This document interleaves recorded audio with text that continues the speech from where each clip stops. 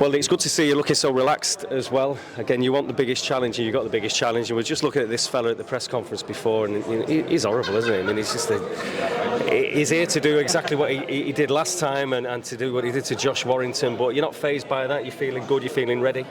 Yeah, I'm ready. And Saturday night can't come quick enough. You know, I thought I would have done it last time, but you know, kind of got a bit complacent, had a bit too much success in the rounds before the stoppage, and I'm ready to put it right. Made a few adjustments, but I'm feeling even better and even more confident than I was the first time. Leigh, I was going to say that it does actually seem that, unless it's an unbelievable act, it's how confident you seem. But I think I get it, because for me, I've heard you mentioning about making adjustments and stuff like that.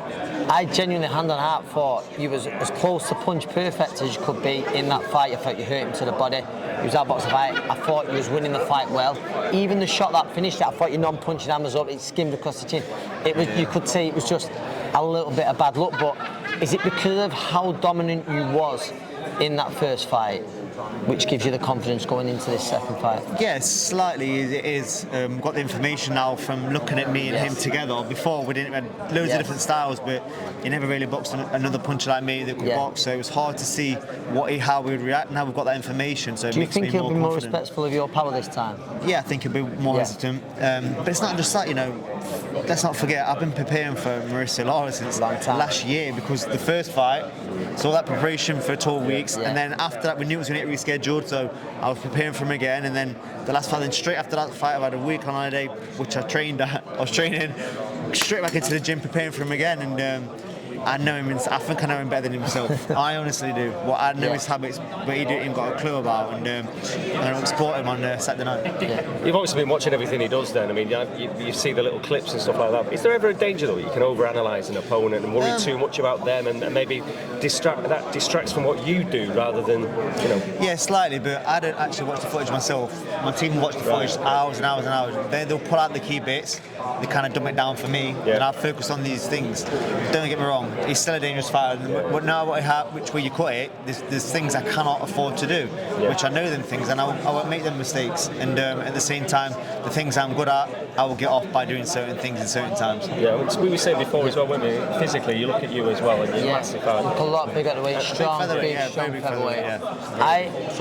Do you know, looking at Mauricio there and yourself, there was a handshake at the end, and people don't look too much into that, but we've seen Lara, and he's been vocal, like him and Josh Warrington. While there's, I think, probably right in saying there's a bit of hatred there, there seems respect between you two. Am I right in saying that?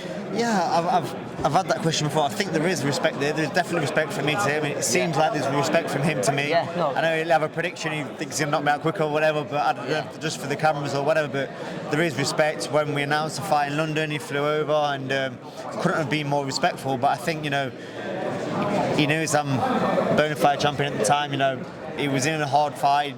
Couldn't really bully me. The first time he'd been pushed back in the fight as well, and I feel like with the Warrington fight, he kind of punched him up for the rounds that it lasted and beat him and stopped him and didn't even get a world title for doing it. It felt a bit hard done to. But yeah, like I said, respect's here for me, and I think it is from him as well. And you don't have to trash talk, because at this level, it's such a great fight stylistically for the fans. We don't need to build it any other way.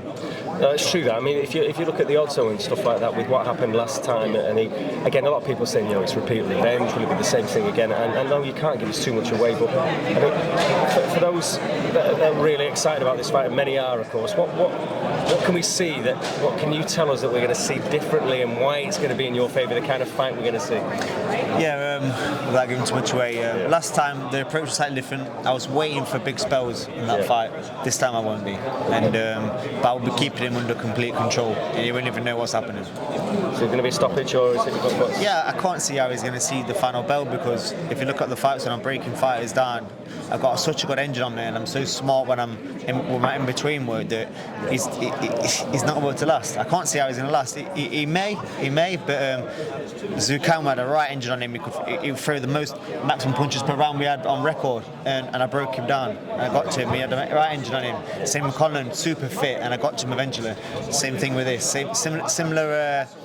Not the same setup, but similar things are going to happen. Leigh, finally from me, you come through on Saturday night, you become a two-time world champion. There's a big fight across the water in Belfast, Michael Conlon and Lopez. One, do you believe he comes through it? And two, You come through on Saturday night. You can make one fight, him or Josh Warrington. Have you got a preference? Yeah, for sure. I think he will come through. I think he'll win that fight. It's not an easy ask, but you know, I do believe he's good enough to do it. He's tricky, and I think he's a better style for Lopez. Lopez better style for him than Lopez than he is for Lopez. So I do slightly lean towards him, and I really do hope he gets it done as well. I'm not sure how things will line up after that, if he's going to have a rematch clause because it's not mandatory, I don't know. But if I could pick and we both come through them fights, I would love the rematch because I think it's probably one of the biggest fights, not just in our division, but in boxing at the minute for us two to fight again. And I want to tick that box at the City Ground, and that could be a massive fight to do so. But like I said, it's got to line up, and there's Warrington, there's Lara 3, there's Lopez if he wins, there's Conlon, there's all these different fighters for the featherweight division. You know, Robs Ramirez just got the WBO. There's so many fights, and I will not shy away from anybody. I want to prove myself, not to anyone else, or not for any other reason other than prove how good I am to myself.